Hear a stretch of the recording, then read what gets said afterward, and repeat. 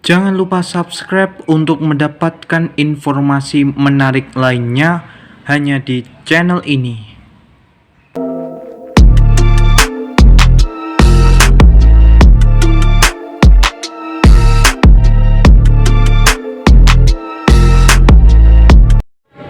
Pendengar, hari ini saya akan memberikan informasi yang berjudul Menteri ESDM yaitu Bahlil Lahadalia menyatakan kalau minyak begini terus Pertamax pasti ada penyesuaian.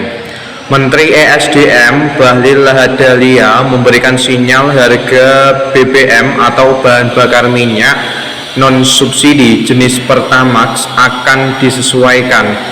Kepastiannya mengikuti harga minyak dunia, di mana menurut Bahlil harga BBM non-subsidi seperti Pertamax mengikuti harga pasar minyak dunia. Artinya, jika ada kenaikan dan penurunan minyak global, maka dalam negeri akan mengikuti. Kalau harganya turun ya nggak naik, tapi kalau harganya begini terus ada kemungkinan pasti ada penyesuaian, kata Bahlil di kantornya pada hari Senin 20 April yang lalu. Beliau menekankan bahwa beberapa harga BBM non-subsidi sudah naik karena mengikuti harga minyak global. Pasalnya dalam APBN ditetapkan harga ICP di level 70 US dollar per barel, sedangkan harga minyak masih di atas 90 US dollar per barel. Dari informasi ini kita bisa berasumsi bahwa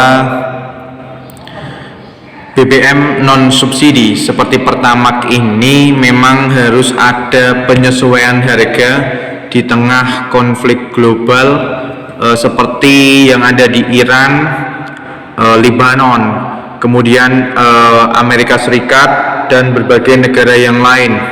Hal ini guna memastikan bahwa harga minyak sesuai dengan yang ditetapkan oleh pasar global.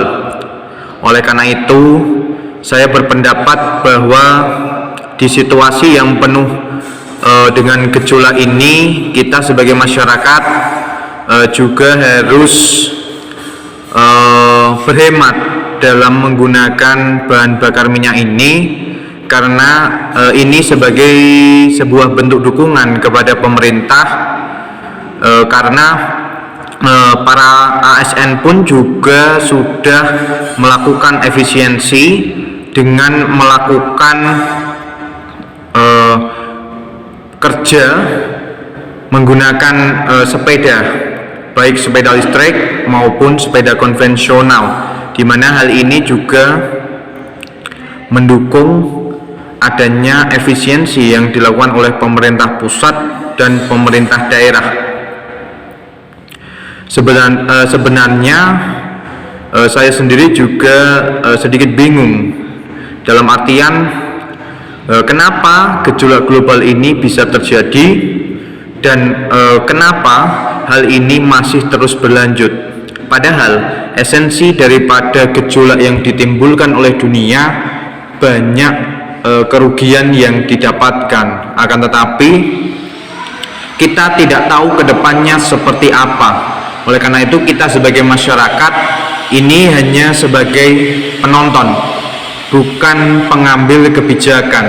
Akan tetapi di beberapa titik kita terkadang juga harus mengkritisi kebijakan daripada pemerintah pusat yang sekiranya tidak berpihak kepada masyarakat luas. Misalnya penerimaan bansos yang tidak tepat sasaran, kemudian anggaran kaos kaki yang dikemukakan oleh Badan Gizi Nasional dan sebagainya. Hal ini perlu kita kritisi sebagai bentuk pengawasan kita sebagai publik, dan pemerintah juga harus mengevaluasinya, ya, karena berbagai kebijakan yang diambil oleh pemerintah juga harus mendengarkan apa kata rakyat, apa kata masyarakat terkait dengan pengambilan keputusan. jajak pendapat dan juga opini yang timbul di tengah masyarakat Indonesia. Oleh karena itu, secara pribadi saya juga mendukung kebijakan kenaikan harga minyak non subsidi, karena khawatirnya kalau tidak dinaikkan malah bisa membuat anggaran pendapatan belanja negara ini bisa defisit atau bahkan jebol. Jadi demikian informasi yang bisa saya sampaikan. Kurang lebihnya mohon maaf. Sekian dan terima kasih.